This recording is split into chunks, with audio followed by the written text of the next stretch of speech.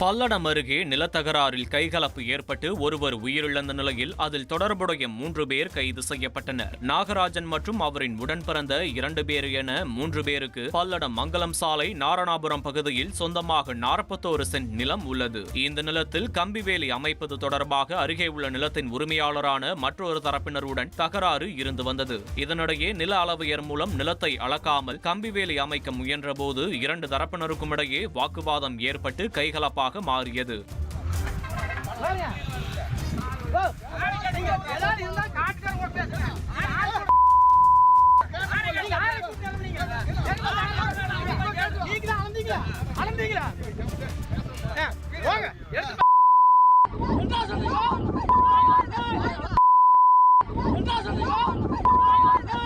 இதில் மூச்சு திணறல் ஏற்பட்டு மருத்துவமனையில் அனுமதிக்கப்பட்ட நாகராஜன் சிகிச்சை பலனின்றி உயிரிழந்தார். இதுகுறித்து வழக்கு பதிவு செய்த போலீசார் 3 பேரை கைது செய்து சிறையில் அடைத்தனர். கன்னியாகுமரி அருகே பெயிண்டர் ஒருவரை கத்தியால் குத்தி படுகொலை செய்த சம்பவம் அதிர்ச்சியை ஏற்படுத்தியுள்ளது. கன்னியாகுமரி மாவட்டம் சாமித்தோப்பு அருகே உள்ள பேருந்து நிறுத்தத்தில் பெயிண்டர் ஒருவர் கத்தியால் குத்தப்பட்டு கொலை செய்யப்பட்டார். தகவல் அறிந்து வந்த போலீசார் விசாரணை நடத்தியதில் அதே பகுதியைச் சேர்ந்த குருசாமி என்பவர் கொலை செய்தது தெரியவந்தது. இதையடுத்து போலீசார் அவரை தேடி வருகின்றனர்.